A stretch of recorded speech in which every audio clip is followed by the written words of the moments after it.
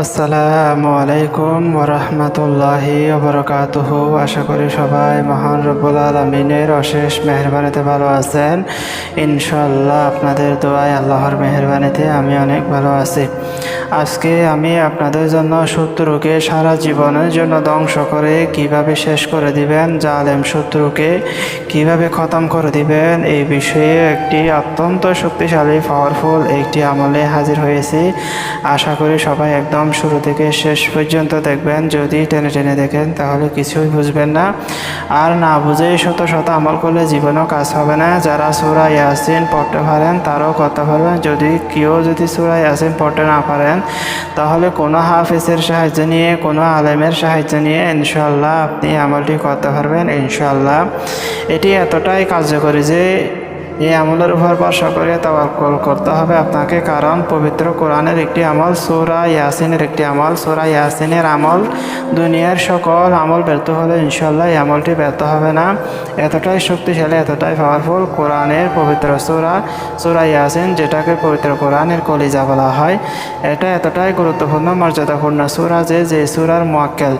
এই আমলটি করার সাথে সাথে ইনশাআল্লাহ আপনাকে অবশ্যই রেজাল্ট দিতে বাধ্য হবে ইনশাআল্লাহ। এটি একদিনের আমল, একদিনের মধ্যেই আপনি আমলটি শেষ করতে পারবেন ইনশাআল্লাহ। তো আমলটি কি করার পূর্বে অবশ্যই আমার থেকে অনুমতি নিতে হবে। আমি সেই সমস্ত ভাইদেরকে অনুমতি দিব যারা চ্যানেলটি সাবস্ক্রাইব করবে, ভিডিওটি লাইক দিবে, কমেন্টে আমি লিখে নিজের নাম লিখে দেবে ইনশাআল্লাহ। আমি সেই সমস্ত ভাইদেরকে একদম কাজ করে আমি আমার মন থেকে অনুমতি দিয়ে দিব।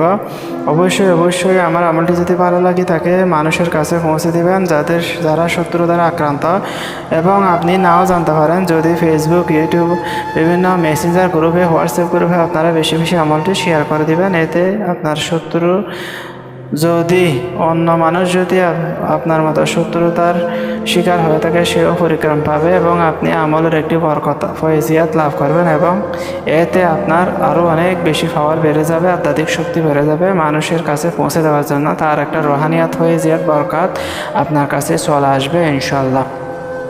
তো আমলটি শেয়ার করার পূর্বে আপনাদেরকে কিছু গুরুত্বপূর্ণ কথা না বললে না। বর্তমান সময়ে আপনারা দেখতে পাবেন ফেসবুক, ইউটিউবের মধ্যে হাজার বন্ড কবিরা চ্যানেল খুলে, ফেস খুলে মানুষকে ধোঁকা দিচ্ছে। তাদের দেখলে এবং কথা শুনলে মনে হবে তারা অনেক বড় কবিরাজ, মোল্লা, হুজুর, তান্ত্রিক ইত্যাদি, কিন্তু তারা আসলে মানুষের কাছ থেকে টাকা নিয়ে মানুষকে ব্লক দিচ্ছে, মানুষকে ধোঁকা দিচ্ছে। আল্লাহর ওয়াস্তে আমি একটা কথা বলি, পবিত্র কোরআনের আমলগুলো আল্লাহর উপর ভরসা করে তাওয়াক্কুল করে করুন। কোনো ভণ্ড কবিরাজ মোল্লার কাছে যেতে হবে না, আমার কাছে আসতে হবে না ইনশাআল্লাহ।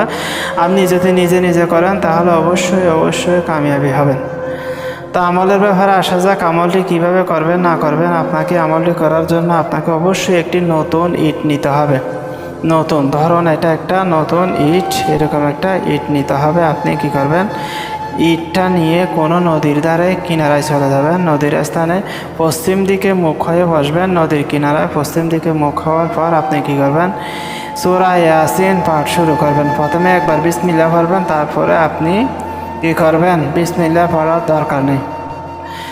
প্রতিবার সূরা ইয়াসিন পড়া আপনাকে টানা 41 বার 5 মিনিট করে পড়লে আপনাকে সেই সময় নিয়ে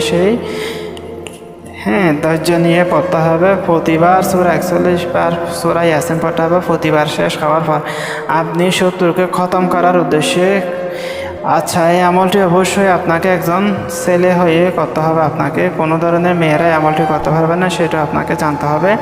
এটা যে কোনো দিন, যে কোনো সময় ইনশাআল্লাহ করতে পারবেন। নির্দিষ্ট কোনো বার তারিখের কোনো সময় নেই, তবে আপনাকে নির্জন স্থানে করতে হবে এবং একাকে করতে পারলে আরও ভালো। একটা নতুন ইট নেবেন, সেই ইটের মধ্যে প্রতিবার সূরা ইয়াসিন পড়া শেষ করার পর আপনি কি করবেন, একটা শক্তভাবে একটা কাঁচি অথবা ছুরি অথবা লোহার ফেরাক দিয়ে এভাবে একটা দাগ টানবেন আপনি ইটের উপরে।